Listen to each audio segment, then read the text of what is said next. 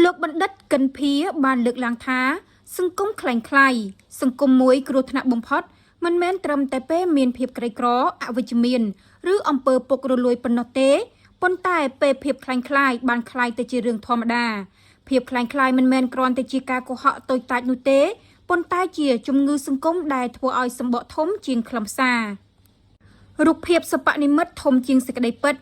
ការសម្ដែងធំជាងមនសិការនិងការបោកប្រាស់ធំជាងសុចរិតភាពសង្គមคล้ายៗគឺជាសង្គមដែលមនុស្សមិនខំធ្វើឲ្យពិតទេប៉ុន្តែខំធ្វើឲ្យគេជឿថាពិតនៅពេលភាពคล้ายៗคล้ายទៅជារឿងធម្មតាក្នុងសង្គមអ្នកប្រកាន់ជំហរដាច់ខាតលើការពិតត្រូវបានគេចំអកថាជាមនុស្សឆោតល្ងង់ហើយអ្នកបោកប្រាស់ត្រូវបានគេចាត់ទុកថាជាមនុស្សឆ្លាតភាពคล้ายៗក្នុងសង្គមយើងថ្ងៃនេះមិនមែនជាលទ្ធផលនៃថ្ងៃម្សិលមិញនោះទេប៉ុន្តែជាភាពប្រងើយកន្តើយរបស់សង្គមយើងចំពោះភាពคล้ายៗរាប់ទសវត្សរ៍មកហើយយើងហាក់ដូចជាកំពុងភ្ញាក់ពីដំណេកចំពោះភាពคล้ายៗនេះ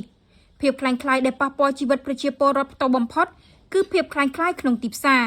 ទំនិញคล้ายៗអាហារคล้ายៗឱសថคล้ายៗផលិតផលសុខភាពคล้ายៗគ្រឿងសម្អាងคล้ายៗនិងសេវាកម្មคล้ายៗកំពុងបំផ្លាញទាំងសុខភាពនិងទំនុកចិត្តរបស់អ្នកប្រើប្រាស់ចាប់ពីទុរេនត្រីសាម៉ុនលេលាបខ្លួនរហូតដល់ថ្នាំព្យាបាលជំងឺភាពคล้ายៗកំពុងលូតលាស់ដូចជាមេរោគក្នុងទីផ្សារអ្នកលក់ទំនិញคล้ายៗមិនមែនគ្រាន់តែបោកអតិថិជនទេប៉ុន្តែកំពុងលេងសើចលើជីវិតមនុស្ស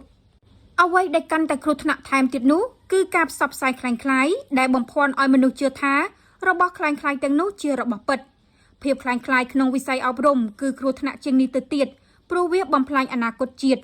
សញ្ញាបត្រคล้ายៗអ្នករៀនคล้ายៗអ្នកមានឈ្មោះរៀនប៉ុន្តែមិនរៀនពិតអ្នកមានងារខ្ពស់ប៉ុន្តែខ្វះសមត្ថភាពពិតនិងស្ថាប័នអប់រំខ្លះដែលលក់សញ្ញាបត្រជាងបណ្ដោះចំណេះដឹងកំពុងធ្វើឲ្យសង្គមសម្បូរមនុស្សមានក្រដាសសញ្ញាបត្រតែខ្វះសមត្ថភាពពិត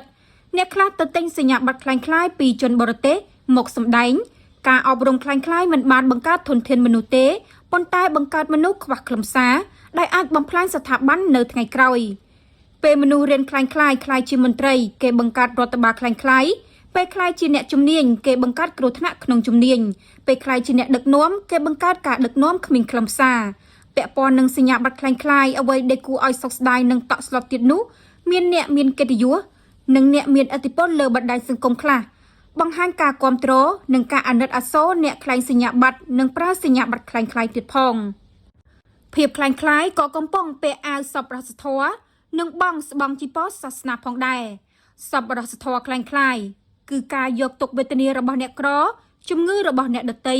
គ្រោះមហន្តរាយនិងទឹកភ្នែករបស់ប្រជាពលរដ្ឋមកធ្វើជាអាជីវកម្មធ្វើជាដើមទុនប្រជាប្រិយភាពលាងសម្អាតរូបភាពអាក្រក់និងចំនួនទុច្ចរិតរបស់ខ្លួនឬកេងចំណេញនយោបាយមនុស្សខ្លះមិនមែនជួយដើម្បីជួយទេប៉ុន្តែជួយដើម្បីឲ្យគេឃើញថាជួយរីឯគ្រូបារមីคล้ายៗនិងបព្វជិតคล้ายៗមួយចំនួនក៏ប្រើជំនឿស្បង់ជីពរវត្តអារាមនិងអវាទសាសនាដើម្បីបោកប្រាស់ប្រជាពលរដ្ឋកោបយកផលប្រយោជន៍និងគ្រប់គ្រងចិត្តមនុស្សខ្សោយនៅពេលសប្បុរសធម៌คล้ายជាការសម្ដែងនិងសាសនាคล้ายជាអាជីវកម្មសង្គមនឹងបាត់បង់មូលដ្ឋានសីលធម៌ដ៏សំខាន់បំផុតរបស់ខ្លួនក្នុងវិស័យនយោបាយនិងរដ្ឋបាលភាពคล้ายៗរឹតតែគ្រោះថ្នាក់ព្រោះវាប៉ះពាល់ដល់ប្រយោជន៍ជាតិទាំងមូលអ្នកនយោបាយខ្លះប្រើវោហារស័ព្ទស្នេហាជាតិคล้ายៗដើម្បីរកសិលឹកឆ្នោតគណៈសកម្មភាពពិតបែរជាបំបែកបំបាក់សង្គមយកបញ្ហាជាតិធ្វើជាដើមទុននយោបាយនិងលក់សេចក្តីសង្ឃឹមคล้ายៗដល់ប្រជាពលរដ្ឋមន្ត្រីខ្លះនិយាយថាបម្រើរាស្ត្រប៉ុន្តែបង្កើតឧបសគ្គដើម្បីរកប្រាក់ក្រៅផ្លូវការខ្លះនិយាយពីកំណែទម្រង់ប៉ុន្តែរស់នៅលើប្រព័ន្ធចាស់ខ្លះនិយាយពីនីតិរដ្ឋប៉ុន្តែអាងខ្នងកិច្ចច្បាប់ភាពคล้ายៗបែបនេះធ្វើឲ្យវោហារស័ព្ទដ៏សែនពីរោះដូចជាជាតិទឹកដីប្រជារាស្ត្រកំណែទម្រង់នីតិរដ្ឋជាដើមคล้ายជាសម្បកនយោបាយដែលគ្មានខ្លឹមសារបន្តិចណាសោះភាពคล้ายៗក៏បានចូលជ្រែកនៅក្នុងប្រព័ន្ធផ្សព្វផ្សាយបណ្ដាញសង្គមនិងទំនាក់ទំនងមនុស្សប្រចាំថ្ងៃផងដែរមានព័ត៌មានคล้ายៗជីវិតคล้ายៗភាពល្បីល្បាញคล้ายៗមិត្តភាពคล้ายៗសេចក្តីស្រឡាញ់คล้ายៗនិងភាពជោគជ័យคล้ายៗមនុស្សមួយចំនួនរស់ដើម្បីឲ្យគេមើលមិនមែនរស់ដើម្បីមានន័យទេអ្នកខ្លះបង្ហាញភាពសុខស្រួលលើបណ្ដាញសង្គមប៉ុន្តែខាងក្នុងពោពេញទៅដោយវិបត្តិអ្នកខ្លះសរសេរពាក្យធម៌ប៉ុន្តែរស់ដោយចិត្តអាក្រក់អ្នកខ្លះនិយាយពីសេចក្តីស្មោះត្រង់ប៉ុន្តែប្រើល្បិចកិច្ចការជាប្រចាំ អ្នកខ្លះមាត់និយាយស្អាតស្អំស្នេហាជាតិតែដៃវិចខ្ចប់កេងប្រវ័ញ្ចធនធានធម្មជាតិដោយឥតកោតក្រែងនិងអៀនខ្មាស់នៅពេលចិត្តមនុស្សคล้ายៗសង្គមមិនត្រឹមតែបាត់បង់ទំនុកចិត្តគ្នានោះទេប៉ុន្តែបាត់បង់ភាពជាមនុស្សពិតប្រាកដផងដែរដំណោះស្រាយសម្រាប់សង្គមคล้ายៗត្រូវតែមើងម៉ាត់មុតស្រួចនិងអនុវត្តដោយគ្មានការលើកលែងសង្គមមិនអាចបន្តអត់ឱនឲ្យបុគ្គលឬបណ្ដាញណាមួយបង្កើតភាពคล้ายៗដើម្បីបោកប្រាស់ប្រជាពលរដ្ឋបំផ្លាញសុខភាពបំផ្លាញគុណភាពអប់រំបំពុលជំនឿសាសនា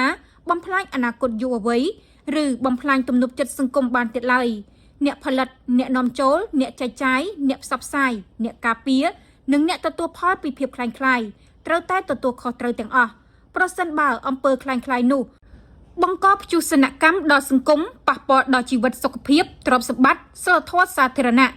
ឬអនាគតជាតិត្រូវតែផ្ដន្ទាទោសតាមនីតិវិធីច្បាប់ដាក់ពន្ធនាគារនិងរឹបអូសទ្រព្យសម្បត្តិដែលបានមកពីអំពើខុសនោះដោយគ្មានការយោគយល់គ្មានការសម្របសម្រួលនិងគ្មានការលើកលែងការដាក់ទណ្ឌកម្មបែបនេះមិនមែនជាការសងសឹកទេប៉ុន្តែជាការការពារសង្គមការការពារសេចក្តីពិតនិងការកាត់ក្តីផ្ដាច់ឬគល់នៃភាពคล้ายៗជាចុងក្រោយសង្គមคล้ายៗមិនអាចព្យាបាលដោយពាក្យអប់រំសេចក្តីអំពាវនាវឬការណែនាំទន់ជ្រាយបានទេវាត្រូវការប្រឈមនឹងការពិតការអនុវត្តច្បាប់ពិតប្រាកដនិងឆន្ទៈដ៏មុតមមនៅក្នុងការបោសសម្អាតអ្នកដែលរស់នៅលើការបោកប្រាស់អ្នកដទៃអ្នកណាបង្កើតទំនិញคล้ายៗអ្នកណាលក់ឬប្រើសញ្ញាបត្រคล้ายៗអ្នកណាប្រើសាសនាคล้ายៗអ្នកណាយកសប្បុរសធម៌คล้ายៗធ្វើជាខែលនិងអ្នកណាប្រើវោហារស័ព្ទស្នេហាចិត្តคล้ายៗដើម្បីបំផន់មហាជនអ្នកនោះត្រូវតែទទួលខុសត្រូវចំពោះមុខច្បាប់និងចំពោះមុខប្រវត្តិសាស្ត្រព្រោះរាល់ភាពคล้ายៗដែលមិនត្រូវបានផ្ដន្ទាទោសនឹងបង្កើតភាពคล้ายៗថ្មីៗជាបន្តទៀតហើយរាល់ភាពคล้ายៗដែលត្រូវបានអបអរសាទរនឹងសម្លាប់សេចក្តីពិតបន្តិចម្ដងរហូតដល់សង្គមលែងអាចបែងចែករវាងពិតនិងរបស់คล้ายៗបានទៀតឡើយតើសង្គមយើងនៅបន្តភាពคล้ายៗបែបនេះដល់ណាទៀតបើយើងនៅតែគ្មានវិធានការជាក់ស្ដែងនៅថ្ងៃនេះថ្ងៃស្អែកភាពคล้ายៗនឹងរីករាលដាលរាប់រយរាប់ពាន់ដងហើយសង្គមយើងត្រូវបានហុំព័ទ្ធដោយភាពคล้ายៗគ្រប់ទីកន្លែងគ្រប់វិស័យនិងគ្រប់ស្រទាប់ជាក់ស្ដែងជាមិនខាន